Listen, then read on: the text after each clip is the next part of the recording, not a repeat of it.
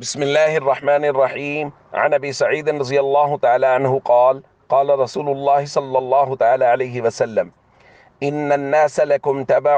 وإن رجالا يأتونكم من أقطار الأرضين يتفقهون في الدين، فإذا أتوكم فاستوصوا بهم خيرا. رواہ الترمذی۔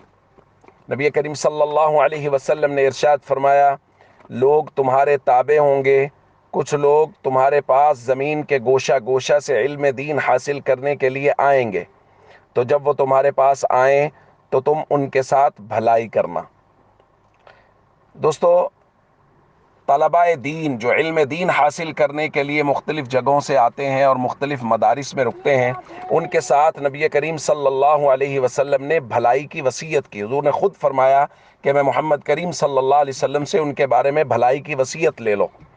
ہمارا چونکہ زکوٰۃ کا بیان چل رہا ہے، اور ہم نے یہ بات کی تھی کہ جس طرح رشتہ داروں کو زکوٰۃ دینا دوہرا ثواب رکھتا ہے، اسی طرح مدارس کو زکوٰۃ دینا بھی دوہرا ثواب رکھتا ہے، کیونکہ ایک تو اس میں صدقہ کا ثواب ہے، اور دوسرا یہ ہے کہ نبی کریم صلی اللہ علیہ وسلم کی مبارک وصیت پر عمل ہے کہ حضور علیہ الصلوۃ والسلام نے طبقہ طلباء کے لیے خیر کی وصیت کی ہے، اور اس کے ساتھ ساتھ اشاعت دین کے اندر معاونت بھی ہے۔ تو یہ بہت سارے پہلو ہیں مدارس کے اندر زکوٰۃ دینے کے باب میں، خیر کے، بھلائی کے، ثواب کے زیادہ ہونے کے۔ لہٰذا جب بھی ہم زکوٰۃ کا حساب کریں تو مدارس کو ضرور یاد رکھیں، چونکہ سوشل میڈیا کا زمانہ ہے، فتنے کا زمانہ ہے، لوگ مدارس کے خلاف بہت پروپیگنڈا کر رہے ہیں مختلف میڈیا چینلز پہ، سوشل میڈیا پہ، الیکٹرانک میڈیا پہ، پرنٹ میڈیا پہ۔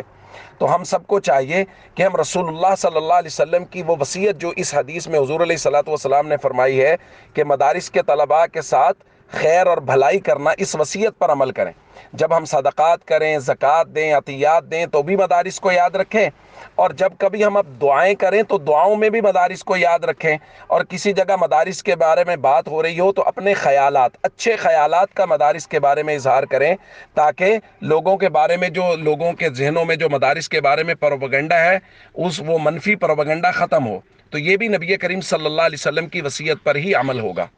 اور اس کے ساتھ ساتھ ایک مسئلہ سمجھ لیجئے کہ مساجد کو زکوٰۃ دینا جائز نہیں، مسجد کو زکوٰۃ دینا وہ جائز نہیں ہے۔ اسی طرح کوئی آدمی سوچ رہا ہے کہ میں کسی جگہ پانی کا نلکا لگوا دیتا ہوں، میں کسی جگہ فلٹریشن پلانٹ لگوا دیتا ہوں، میں کنواں کھدوا دیتا ہوں، تو ان کاموں میں بھی زکوٰۃ کے پیسوں کا استعمال کرنا جائز نہیں ہے۔ السلام علیکم ورحمۃ اللہ وبرکاتہ۔